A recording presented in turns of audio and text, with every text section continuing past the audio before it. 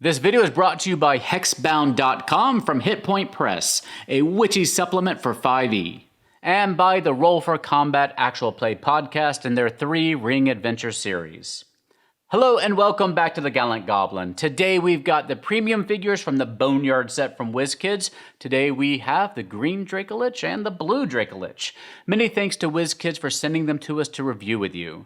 They are sold separately and you can pick them up at your retailer of choice starting in March of 2021. They didn't arrive in retail packaging for us, so here are some pictures so you can see what you're looking for when you go shopping. We haven't seen too many Dracolich minis in the past few years. Our last major one was of the premium figure for Rage of Demons back in 2015. So today let's learn about these undead dragons and see how the new minis compare to those older ones as well as to the new adult dragons that we've been getting from WizKids lately. So without further ado, let's take a closer look. Dracoliches are detailed in the 5e monster manual. As we know, dragons can be very vain, power-hungry creatures, and the idea that they are eventually going to die like all mortal creatures isn't something that some of them are willing to abide. So, like some powerful evil wizards, a few dragons turn to necromancy to become undead and continue their existence indefinitely, though this severs their ties to their dragon family and to the dragon gods. Dracoliches are even more narcissistic and paranoid than your typical chromatic dragon, and often try to dominate a region while staying hidden away from prying eyes, gathering up a cabal of worshippers and servants to carry out their nefarious schemes and bring them home pizza and boba.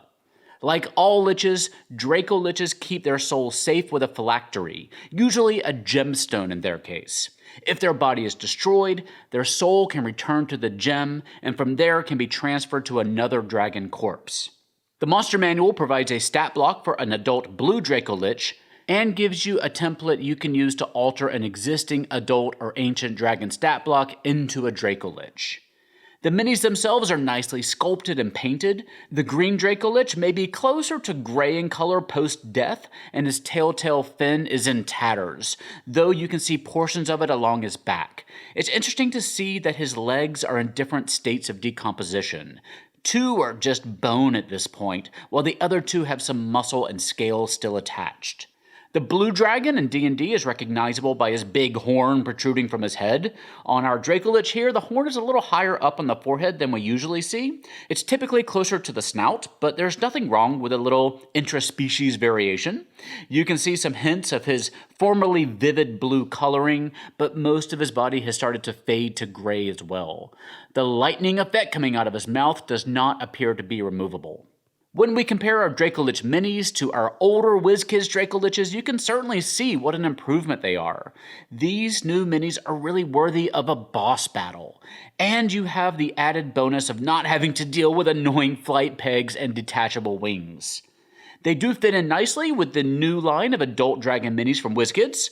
Unfortunately, we don't have the actual green adult dragon just yet, but we'll be able to show you the adult blue dragon comparison later in the week.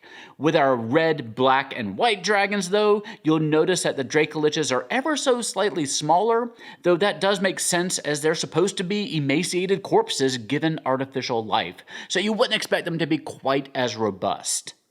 An adult blue Dracolich appears in Dungeon of the Mad Mage. It's a little complicated, but a Dracolich can also sorta appear in Divine Contention, the final adventure in the D&D Essentials kit line. And an ancient black Dracolich appears in the Explorer's Guide to Wildmount.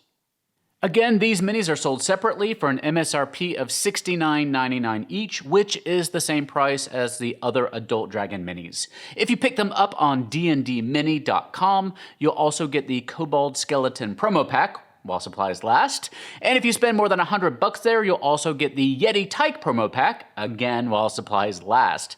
Other retailers may have them for somewhat below MSRP if you do want to shop around, and if you're interested in getting that Orc Skeleton promo pack, you'll need to shop at a brick and mortar retailer. We talk all about those Boneyard promo sets in our full Boneyard case review, which you can see in that eye in the corner of your screen.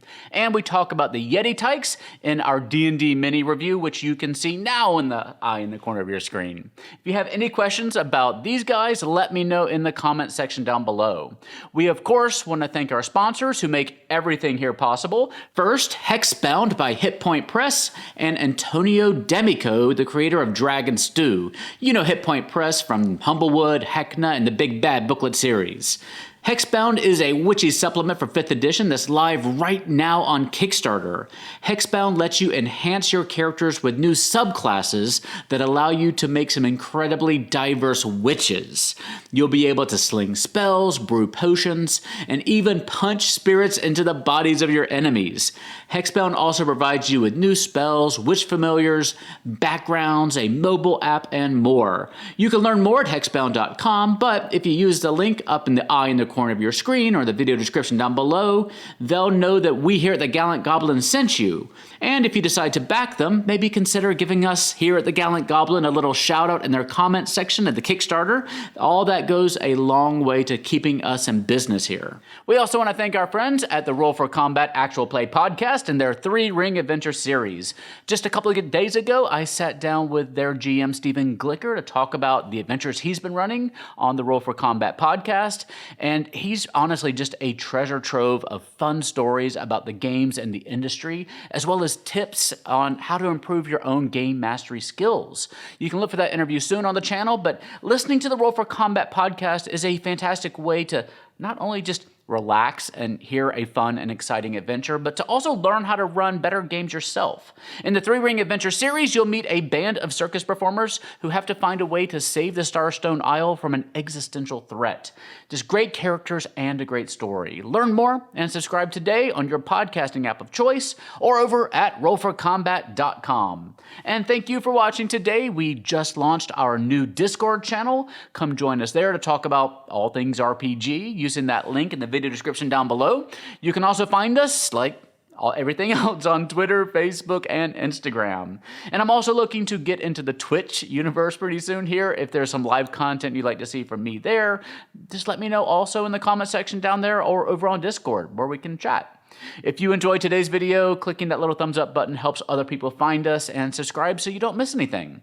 For now though, please keep staying safe, have fun, love each other, and I'll see you next time at the Gallant Goblin.